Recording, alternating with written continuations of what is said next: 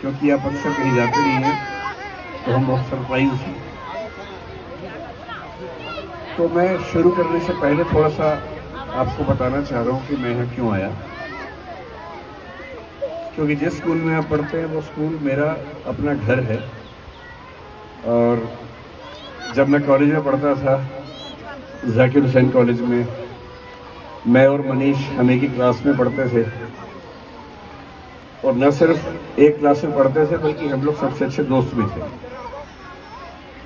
तो मैं लगभग 1990 से 93-95 के बीच में कम से कम 50 बार इस घर में आया हूँ, यहाँ रहा हूँ, कितनी बार खाना खाया है, कितनी बार सोया हूँ। इसलिए यहाँ आने का मतलब ये नहीं था कि मैं कहीं और जा रहा हूँ, मैं अपने घर में आया हूँ। और आज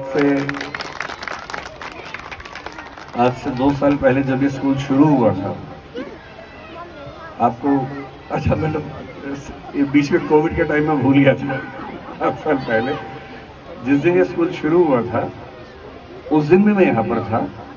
और एक औपचारिकता मेरे हाथों से करवाई गई थी उस दिन भी।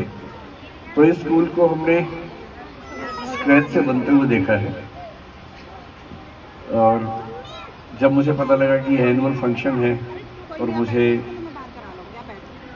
मनीष ने और मोना जी ने कहा कि आपको आना है, उन्हें थोड़ी सी हिचक थी कि मैं आऊँगा या नहीं, लेकिन मेरा एक उसूल है कि कुछ भी हो, अगर अपने घर के मेंबर्स कुछ करेंगे तो उस समय कोई कितनी भी मजबूरी हो वो घर में जाए, लेकिन सबसे पहली जिम्मेदारी ये है कि अपने घर पे आना है।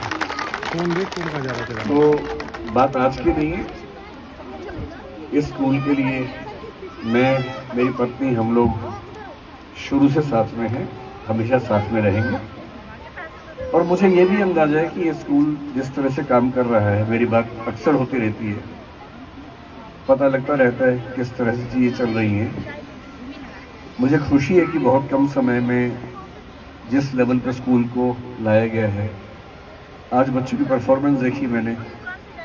मैं और भी कुछ स्कूल्स में गया हूँ पहले देखने के लिए, पर मैं कह सकता हूँ कि जितने कम संसाधनों के साथ, जितने कम रिसोर्सेज के साथ ये स्कूल शुरू हुआ, उसके बावजूद जिस तरह से बच्चे यहाँ पार्टिसिपेट कर रहे थे, वो किसी बहुत अच्छे स्कूल से कम नहीं है।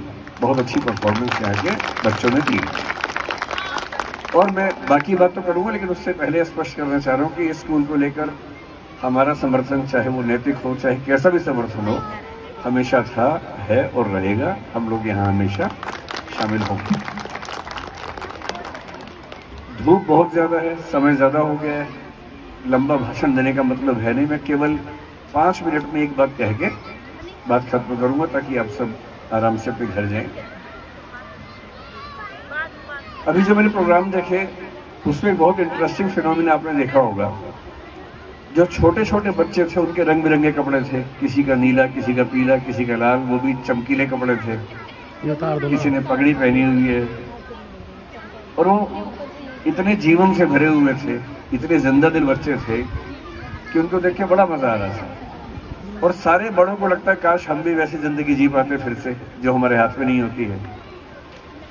सिर्फ एक प्रोग्राम हुआ जिसमें बच्चे थोड़े से बड़े थे, शायद 5वीं क्लास के बच्चे होंगे, और उन बच्चों का जो ड्रेसिंग थी वो कमीज पैंट हो गई थी, पीछे बड़ा भारी सा बैग टांगा हुआ था, और वो इस दबाव में थे कि किस तरह से 98% मार्क्स हमारे आ जाएं।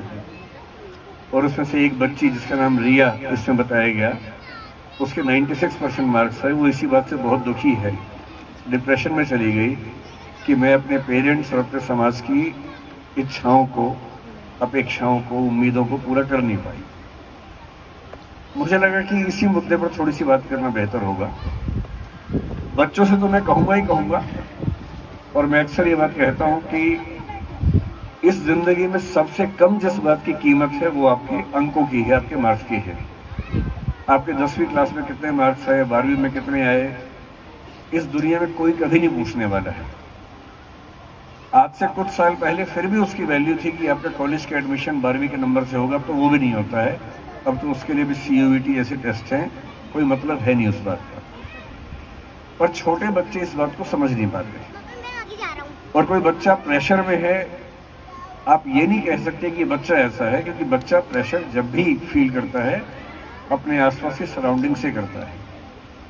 ये जिम्मेदारी मूल रूप से पेरेंट्स की है, मूल रूप से समाज की है। मुझे आज भी याद है कि आज से 7-8 साल पहले हमारे पड़ोस के एक परिवार में 10वीं क्लास की एक बच्ची थी।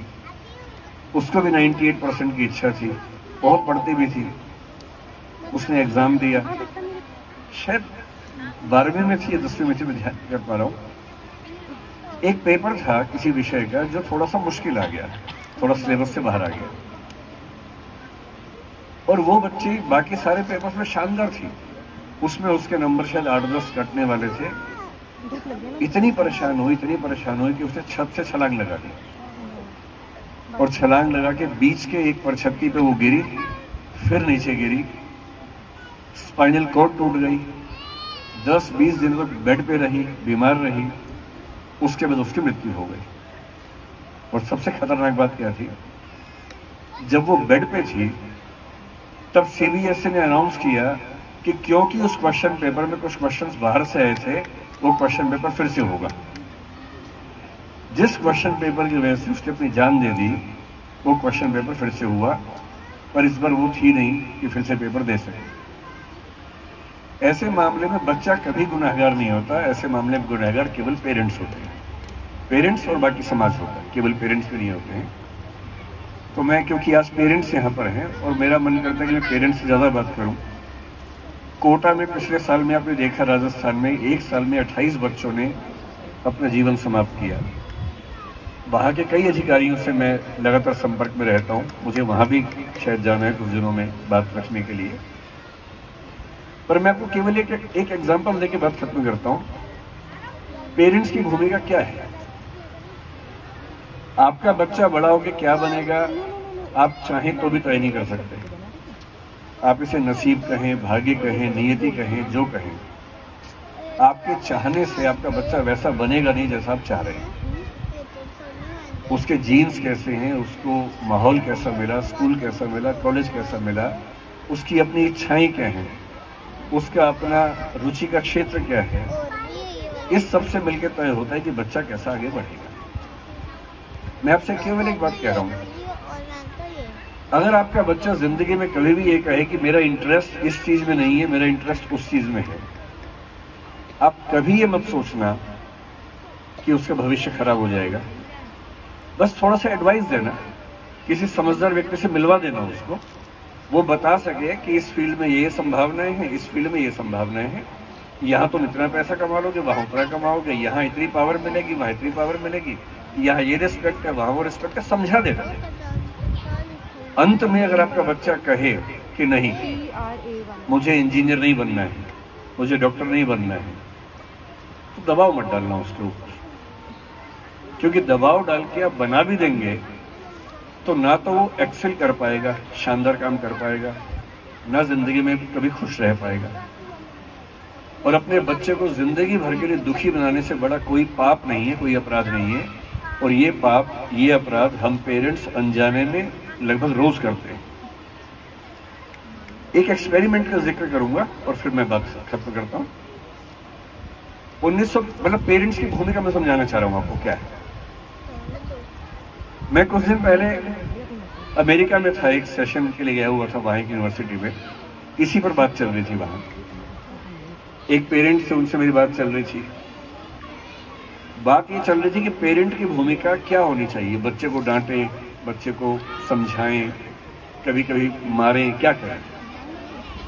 तो उसने बड़ी अच्छी बात कही पेरेंट ने। उससे कहा कि जब मेरा बच्चा घर से बाहर निकलता है, स्कूल जाए, कॉलेज जाए, नौकरी पे जाए, कहीं भी जाए, पूरी दुनिया उसके साथ दुश्मन जैसा बर्ताव करती है, क्योंकि दुनिया में कंपटीशन बहुत ज्यादा है। इतना कंपटीशन है कि आपको हर समय सबके साथ फील होता है कि वो आपको पीछे कर देगा, वो हरा देगा, साजिश कर रहा है। अच्छे अच्छे दोस्तों के बीच में भी कंपटीशन होता ही है। जब आपका बच्चा घर से बाहर निकलता है तो वो दुनिया भर के कंपटीशन, दुनिया भर की लानतें, दुनिया भर की आलोचनाएं, बुराइयां, निंदा, पता नहीं क्या क्या झेलता है। और जब वो घर के अंदर आता है तो इस उम्मीद में आता है कि कम से कम एक ऐसी जगह है जहां लोग मुझे समझेंगे, मुझे प्यार करेंगे, कंडीशन नहीं लगाएंगे, अनकंडीशनल प्यार करेंगे, मेरे फेलियर में मेरे साथ खड़े होंगे, मुझसे गलती होगी तो मुझे समझाएंगे, मेरा साथ देंगे, कभी धमकी नहीं देंगे, घर से निकालेंगे नहीं, ऐसी बुराई नहीं करेंगे कि मेरा आत्मसम्मान खत्म हो जाए। और जब उस बच्चे को घर के अंदर भी वो सब मिलता है तो वो समझ नहीं पाता कि घर और बाहर की दुनिया में अंतर क्या है। बाहर की दुनिया आपके बच्चे पर रोज इतने हमले कर रही है कि घर का काम तो उस बच्चे को हमलों से बचाना है। अगर घर के अंदर भी हमले होंगे तो उस बच्चे के लिए क्या बचेगा। और जीवन में सबसे महत्वपूर्ण चीज जो इस मामले में होती है वो होती है एक आशा, उम्मीद, होप। और होप कैसे काम करती है, मैं हवाई तरीके से बात नहीं करता हूं, मैं जनरली रिसर्च एक्सपेरिमेंट्स की बात करता हूं। 1950 के दशक में एक बहुत फेमस एक्सपेरिमेंट हुआ मनोविज्ञान में, आप भी सुनिए और फिर अपने बच्चों को कोशिश करेंगे, मैं भी कोशिश करता हूं, आप भी कीजिए कि वैसे ट्रीट करें। एक बहुत प्रसिद्ध मनोवैज्ञानिक हुआ अमेरिका में, उनका नाम था कर्ट रिक्टर। अगर आप चाहें तो आप सर्च करके पढ़िए उनके बारे में, CURT, कर्ट, RICHTER, रिक्टर। उन्होंने एक एक्सपेरिमेंट किया चूहों के ऊपर। 2 तरह के चूहे लिए गए, एक वो जो पालतू चूहे थे, घर में रहते थे, एक वो जो जंगली चूहे थे। जंगली चूहों में कॉन्फिडेंस ज्यादा होता है, ताकत ज्यादा होती है, एक्सपीरियंस ज्यादा है, एक्सपोजर ज्यादा है उनके अंदर, मोटे होते हैं, ताजे होते हैं, ताकतवर होते हैं।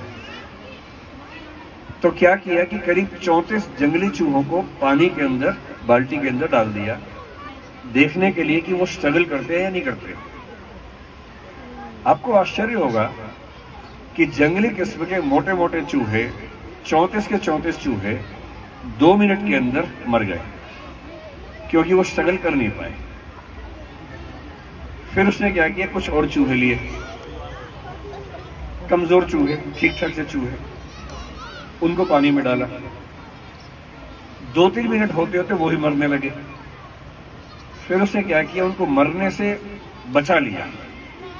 एक बार बचाया, थोड़ी देर हवा में रखा, उसके बाद फिर से पानी में डाल दिया। और आपको आश्चर्य होगा जानकर कि ये वाले चूहे 60 घंटे तक जिंदा रहे। जंगली चूहे 2 मिनट में मर गए, ये चूहे 60 घंटे जिंदा रहे। क्यों? क्योंकि इनको उम्मीद थी कि कोई इनको बचा लेगा। और जिसके जीवन में थोड़ी सी उम्मीद हो कि कोई उसको बचा लेगा, उसकी जिंदगी बहुत ठीक रहती है। और इन छोटे छोटे बच्चों की वो उम्मीद केवल उनके पेरेंट्स हो सकते हैं, कोई और हो नहीं सकता है। तो अगर आपने उम्मीद छोड़ दी, आपका बच्चा फेल हो गया, कोई बात नहीं, उसके फेल होने में आपकी भी कम भूमिका नहीं है, इस बात को ध्यान से समझ लीजिए। सारी दुनिया उसका मजाक बनाएगी, अगर आपने भी बना दिया तो वो बचेगा नहीं। आपको ढाल बनना है उसकी या तलवार बनना उसके खिलाफ, ये आपको तय करना है। आपके बच्चे से कुछ भी गलती हो जाए, फेल हो, पास हो, नंबर कम आए, कुछ हो, 4 लोग मजाक बनाएंगे उसका आपके सामने, 4 महिलाएं 4 पुरुष खड़े होंगे, बच्चों के नंबर की बात करेंगे, मजाक बनाएंगे आपके बच्चे का। आपका बच्चा दिखने में थोड़ा छोटा है, थोड़ा मोटा हो गया है, उतना सुंदर नजर नहीं आता है जितने बाकी बच्चे सुंदर नजर आते हैं। दुनिया मजाक बनाएगी, दुनिया का काम ही है मजाक बनाने का। पर अगर आप मजाक बना रहे हैं तो आपने उसकी आखिरी उम्मीद छीन ली, जिस उम्मीद के भरोसे वो पूरी दुनिया से लड़ सकता है। इसलिए आखिरी बात यही कि आज का सेशन बच्चों का तो जो था सो था, बच्चे इतना अच्छा डांस कर रहे हैं, बच्चे खुश हैं, बढ़िया परफॉर्म कर रहे हैं। और बच्चों की पढ़ाई से ज्यादा जीवन में ये काम आएगा। मैं अक्सर कहता हूं कि नंबर काम नहीं आते जिंदगी में, काम ये आता है कि कौन मंच पर कितनी बार गया, किसने कितनी जगह बात की, कितना एक्सपोजर मिला, वो ज्यादा काम आता है लाइफ में। लेकिन आपका बच्चा सफल हो, इसमें सबसे बड़ी भूमिका आपकी है।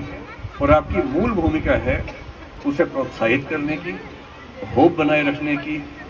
जब जब वो जिंदगी में फेल होने लगे, साथ में खड़े रहिए, हौसला देते रहिए और भरोसा मानिए चमत्कारिक ढंग से कभी ना कभी वो कुछ ऐसा करेगा कि आपको गर्व होगा, आपको चिंता करने की जरूरत नहीं पड़ेगी।